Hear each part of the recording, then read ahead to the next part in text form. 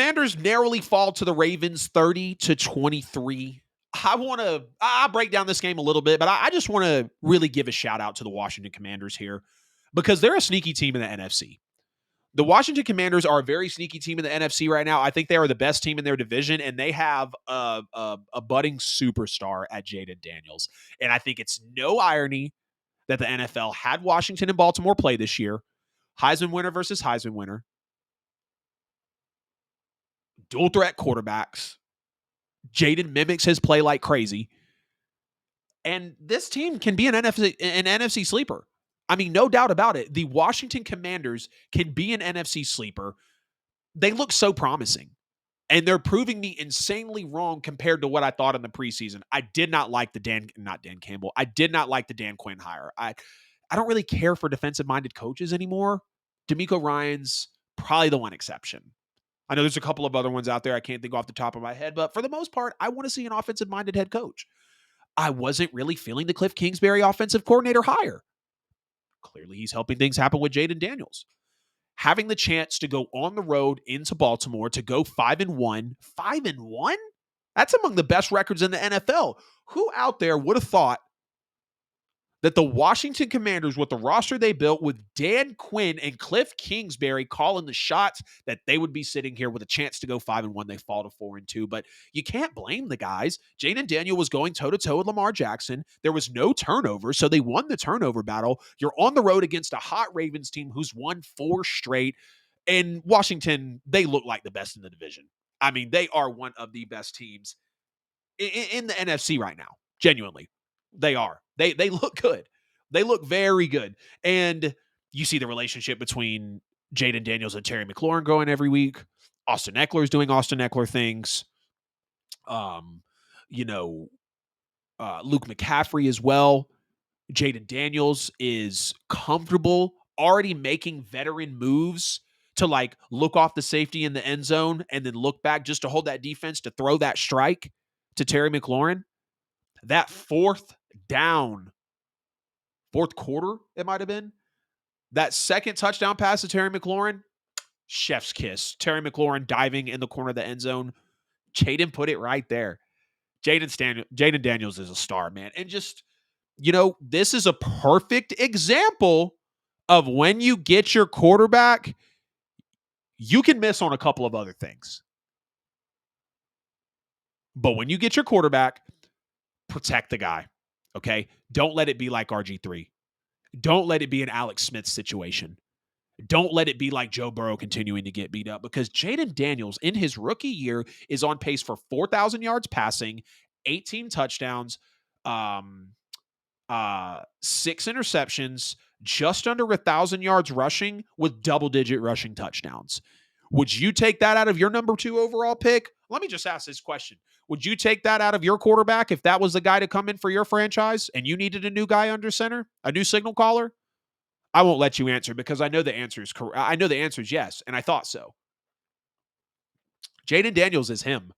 Jaden Daniels is looking great. He arrived when they beat the Bengals earlier in the year. Now, I did maybe want to see that. I do want to see that defense perform better, but it was against the Ravens, all things. I love seeing the Michigan boy, Mike Sainristil, who was great on that Michigan defense last year when they won the title, making his first career interception on Lamar Jackson as well. Jaden Daniels just continuing to establish himself more in this offense. And he did all this with the offense only punting 3 times. Commanders only held the ball for 23 seconds, 23 minutes, 52 seconds, 52 rushing yards, and they were 4 of 12 on third down and still came within a score, just a play or two from beating the Baltimore Ravens. They made it competitive. Yes, I know Baltimore was up 27-13 at one point, but Jaden Daniels engineered that corner touchdown pass to Terry McLaurin and put them back in the game. So it was close from wire to wire. You can't take anything away from Washington. It's hard to contain that. It's hard to contain that offense with Derrick Henry in Baltimore. Okay, Derrick Henry is on pace for another 2,000-yard season. Y'all realize that? Y'all realize ever since Lamar Jackson started putting the ball in Derrick Henry's belly like it should have been, they haven't lost a game. They haven't. They committed to the run, and the run is committing to them. So it's going to be hard to stop that team. Baltimore is one of the best teams in the NFL right now. They look like the Baltimore of last year, kind of a little better in a way. I know they started 0-2. That's a long shot. They could have easily beat Kansas City and be 5-1 off of a shoe size. You know what I mean? So you got to give credit to Washington here. Okay, I picked Baltimore to win this game, and rightfully so. I think a lot of people would have picked Baltimore to win, but the way that Washington came out, I mean, Commanders fans, go go ahead and come back out. Go ahead and make yourself known to the public because you've got a lot to be excited about. Now, we still need to see some situational things when it is, schedule does step up more. You have played a little bit of a weak schedule here lately. Yes, you do lose to the Ravens, but you were in that ball game to win. I think Washington's defense did decent. I don't like the 30 points, but I think they're improving over the weeks. Again, hard offense to keep up with. They had a couple of big plays that were led up to Zay Flowers and Mark Andrews. Zay Flowers did catch all 9 of his passes for 132 yards in this game. Derrick Henry did Derrick Henry type things.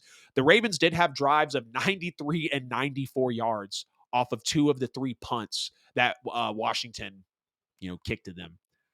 So it's hard to defend that, man. It's hard. Okay.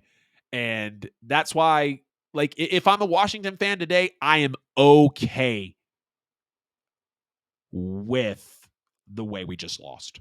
I'm okay with losing to a top 3, top 5 team, maybe top 2 team in the NFL. I'm fine with that. I've got my quarterback. My coach is doing what he needs to do. Cliff and Jaden are clearly doing something special. Washington has a lot to be excited about.